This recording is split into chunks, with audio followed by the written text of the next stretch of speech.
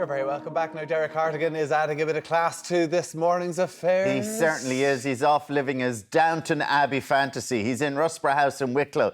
Over to you, Derek.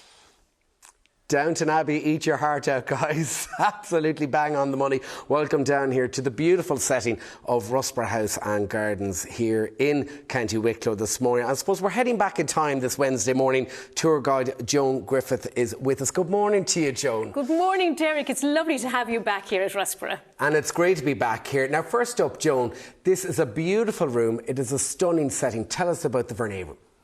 Well, following years of research and months of careful redecoration, this room has been brought back to the way it was in Joseph Leeson, the first Earl of Milltown's time.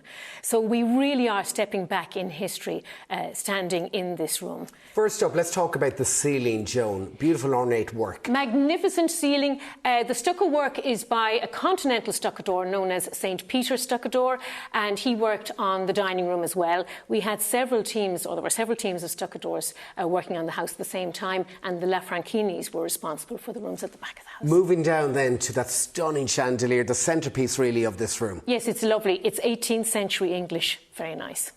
Right behind us then, Joan, some gorgeous furniture, cream in colour. Tell us about that. Well, this is all part of a very large bridal suite. The bed belonging to it is in another part of the house. It's so big it didn't fit in the one room. And it dates back to 1794. It came from Wilson's of the Strand in London, and it was part of a large order for the Arkwright family of Willersley Castle in Derbyshire. It's absolutely magnificent. Exquisite. And the carpet we're standing on, Joan, specially commissioned, I believe. Yes, one of three, specially made for the house in 1952. It came from the Spanish Royal Tapestry Factory. Now, let's get on to the artwork itself, because for the first time in almost 100 years, we have all pieces of 8 works of art fully restored to the room, which is incredible. Oh, absolutely amazing. We're thrilled to have this. Joseph Leeson, the first Earl, commissioned 8 paintings for this room, and they all are supposed to tell the times of the day, but there are 4 specific marine scenes to go into these wonderful cartouches that are original to the house. And we're starting off with the morning scene. That's right. Morning, afternoon, evening and night. And these were specially painted for this room itself. Absolutely. There is a story behind the nighttime scene. Tell us about that. Yes, well, interestingly, when the painting was taken down off the wall for the redecoration, it was noticed that there was quite a bit of damage at the back of it. And it turns out we discovered an ad that the second Earl of Milltown put in Saunders' newsletter back in August 1785, offering £50 for the person who slashed 2 of his paintings. A lot of money at the time, I suppose. A lot of money at the time. Now, we didn't know which paintings they were, but when this one, Night, was taken down off the wall, we could see the marks of where it had been slashed and partially repaired. And they never found out who slashed it, no? I don't think so. I'm not sure, but it was a lot of money. But I don't know if they did find the person.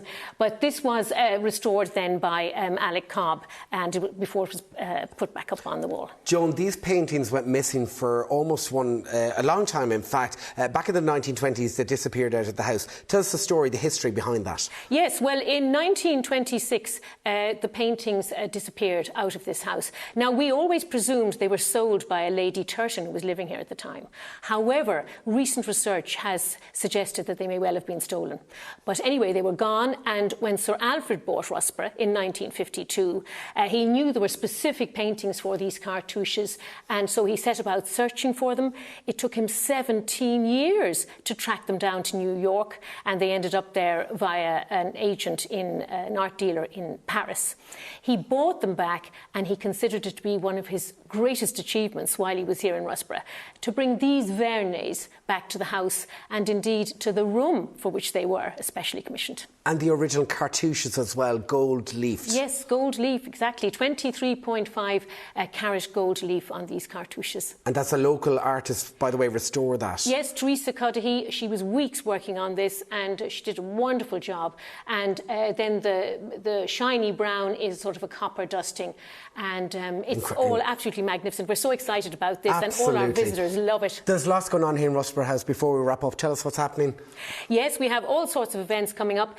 We have a car boot art fair coming up on the 17th of September. And then on Culture Night, we have the Kelly sisters here performing harp and flute. And they'll be absolutely wonderful. They're international artists now. All online as well, Russborough House. All online. Thank you so much for a wonderful tour here this morning, Joan. Really, really enjoyed it. Hopefully the Vernets don't end up in the art boot sale, right? Fingers crossed they don't go missing again. Back to you guys in the studio. Love that, Joan. Stunning. Yeah, really, really stunning. beautiful. Gorgeous. Look at that. There he is. Gorgeous. Beautiful. And he's just top of the Ireland Dame studio. Gorgeous. Gorgeous, We need a beautiful. few of those pictures actually on the walls here. I tell you, we probably need them, yeah.